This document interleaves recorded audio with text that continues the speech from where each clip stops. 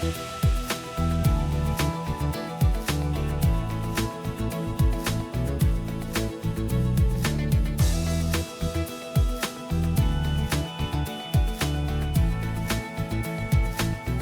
and welcome to this edition of Beyond the Politics, our regular examination of the events happening right here in the Quinte region and the people who work so hard behind the scenes to make it all happen. I'm your host, Paul Martin.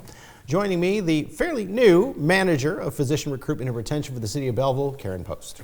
Hi, Paul. Thank you so much for having me. And thank you for joining us for International Women's Day. Oh, it's my pleasure. So speaking of women who are trailblazing and setting an example for others, our past guest, Monique Bellera, the Fire Chief and Director of Emergency Services for the City of Belleville, made an announcement over the course of the last 2 weeks, in case you missed it. She is leaving to take a job starting in April in the City of Kingston as their Fire Chief and Director of Emergency Services. As someone who has been an inspiration to so many, we are so grateful for her 2 years here in Belleville and wish her all the best of luck in the Limestone City. Karen, so you had a chance to work with Monique as well, so let's start there. All the departments sort of work interactively in the City of Belleville, but what was it like working with Monique over the past 2 years? Well, I think she really is a trailblazer. She is somebody who sets an example for everyone, men and women, in terms of, how to support your community, how to make positive change in your community. We're going to miss her, but, the great thing about Monique is she's going to spread her magic everywhere. So, yeah, we were fortunate enough to have her here in Belleville. We've all felt the influence of it. Many positive changes have come as a result of having her here, and Kingston will get to enjoy that as well. So as much as we hate to see her go, she's going to do great things, and we're just happy that we had a chance to work with her. And we thank her, and as well everyone who's going to be organized with the board, which is now set up between 6 and 8 Camp Mollies, one of which will still remain here, and the Camp Molly that is running here in Belleville in cooperation with the Fire Department in Quinte West will still be running, and they're accepting applications right now for that.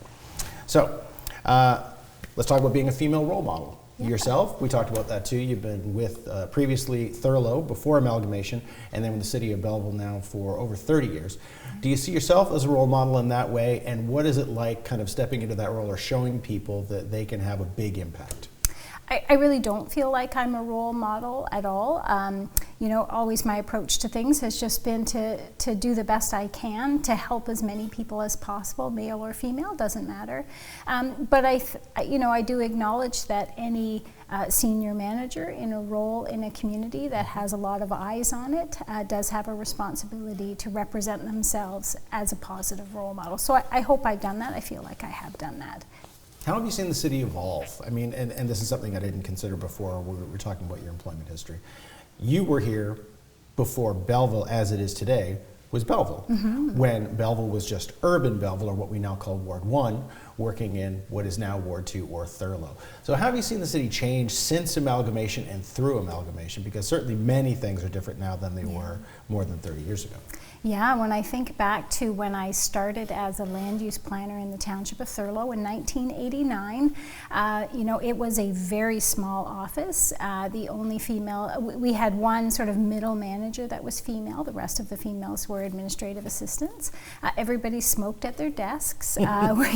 Still used typewriters. It was a very different environment, but it was an incredibly supportive environment where literally every resident that came through the door, the staff knew. The staff greeted them by name. It was a really wonderful, warm environment. So when I was hired as a junior planner back then, that was kind of a new role for a female. Now let's talk about the bear. So for example, as you develop the land, the bear, or Belleville East Arterial Road, yes, has been discussed for a while now, but it then sort of came back to prominence, was removed, and then added again to the official provincial plan. So in theory, it should be begun soon. It's going to take time. Yes. But when that road happens, a fourth exit into the middle of the industrial park, what kind of impact do you think that will have? Yeah, I mean, when I started in 1989, one of the very first projects I worked on was the environmental assessment that was underway for the Belleville East Arterial Route. And at that time, it was imminent. So as soon as they chose a location, it was going to be developed shortly thereafter. That process ran into some roadblocks and some hiccups, and here we are 34 years later and still nothing on the ground, but very happy to see that it has been resurrected and that there is some action and it has some traction. Putting that new interchange into that part of the city it'll make a world of difference, not just for the businesses that are there, but also for the residents in that part of the city. Because right now, all the traffic out of the industrial park goes down College Street to Canafton or goes down Adams Street to Canafton. And there's a lot of congestion there getting out to the 401.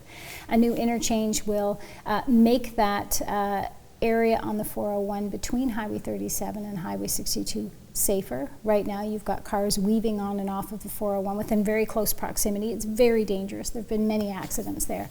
A new interchange is going to relieve that congestion. So it's going to be safer, it's going to be more efficient, it's going to take trucks off of residential roads. Yeah, it's been a hugely successful program with only 3% of your energy Yeah. sort of dedicated to this. Now it gets 100% of your focus. So where do you see it going in the short and long term, and do you have any personal goals that you've set for numbers to be achieved, say, in the next year to this term of council, the 4 years?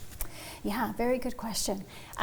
So one of the things that we've never had the time or resources to do is to reach out to international medical graduates. Mm-hmm. So Canada recognizes the credentials of folks who receive their medical education from 4 countries. So the US, the UK, Ireland, and Australia. A lot of Canadians have to go to those countries in order to get their medical training because there just aren't enough spaces in our Canadian medical schools. So our focus right now is trying to lure those Canadians back from those countries. You know, they don't have any immigration issues because they are Canadian, so there's no delay there. And, you know, they've got an education that is very similar to the education they would have received here. So for us, that's, we think there's a real opportunity. And actually this Friday night, we are doing a virtual career fair with Canadian international medical graduates in Australia to make sure they understand what Belleville, Quinte West, and Brighton, Prince Edward County, and Hastings County have to offer. So we are working the 4 communities together to do this career fair, along with Quinte Health, to try and attract them here. So, so that's something that we're doing, working much harder to make sure international medical graduates know what we have to offer. Another thing that's going to take up a lot of our time is physician appreciation. So I've been around meeting with as many physicians as I can over the last couple of months. You know, being a family doctor is far more stressful than you might think. These people are under a tremendous amount of pressure. It's not a big money-making career. That's one of the things that I have learned. When you factor what they're able to bill with what expenses they have, there's not a lot of money left over, and they are under pressure like no other physician in the whole process. So anything that we can do to make their life and their practice easier here, I'd encourage every viewer here to, next time they see their family doctor, to say thank you.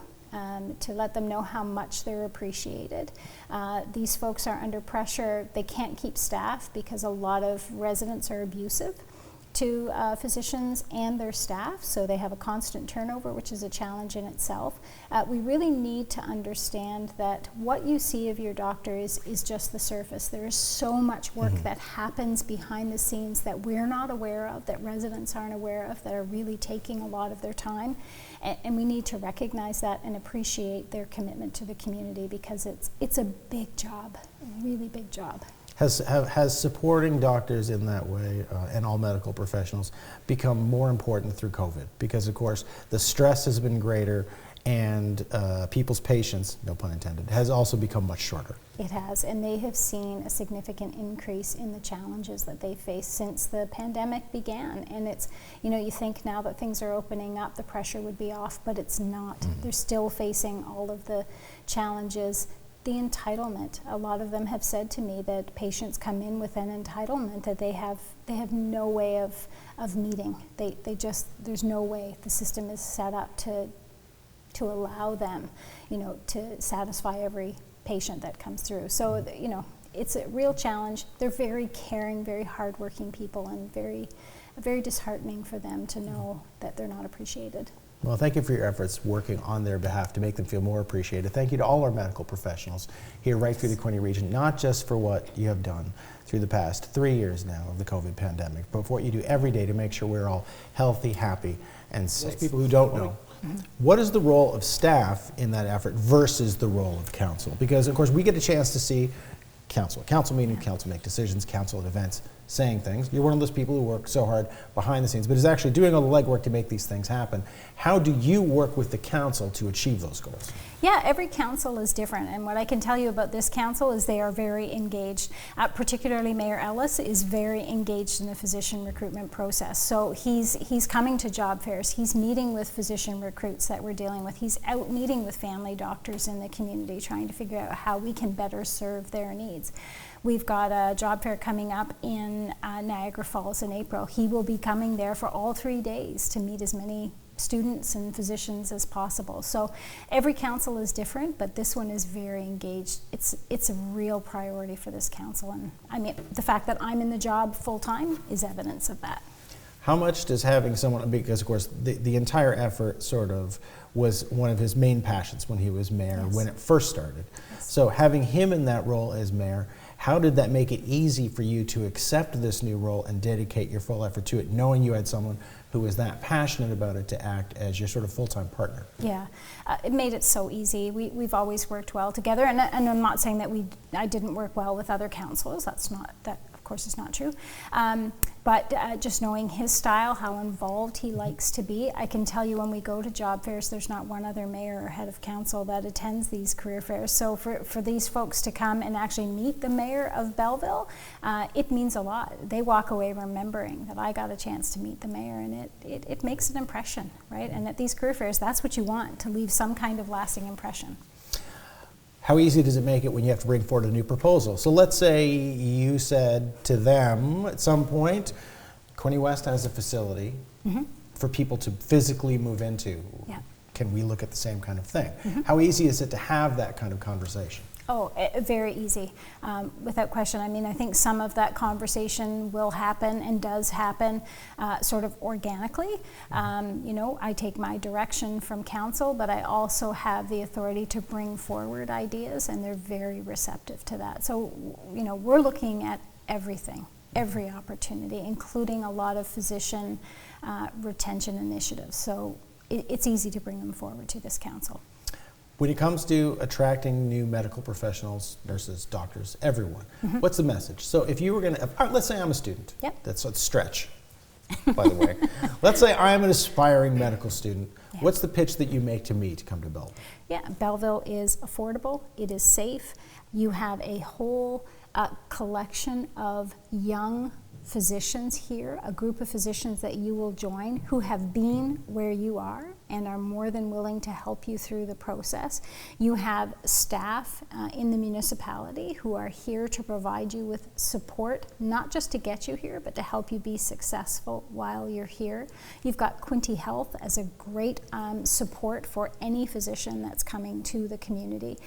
You know, you're a very short train ride away from Toronto, Montreal, Ottawa, wherever else you might want to go. You've got big city amenity here in Belleville with all the charm of a small town. So you really can have the best of both worlds. You can live in a condo downtown, or you can live on the water, you can live on acreage. Whatever lifestyle you dream of, you can have it here in Belleville and have some financial support to help you pay off your debt. About 30 seconds left. What message would you give to people still waiting for a family doctor? Be patient. Make sure your name is on the Healthcare Connect waiting list. That is the most important message that I can give anyone watching this show. Get on the Healthcare Connect waiting list. Don't just put your name as the representative of a family of 5. Make sure everyone in your family is on the Healthcare Connect waiting list. It is the spot that physicians are taking their patients from. So that's the best advice we can give. And if you're frustrated, talk to your MPP. Make sure they understand how frustrated you are with the state of healthcare in Ontario. Thank you, Karen. This has been a very special International Women's Day edition of Beyond the Politics with our special guest, the Manager of Physician Recruitment and Retention for the City of Belleville, Karen Post.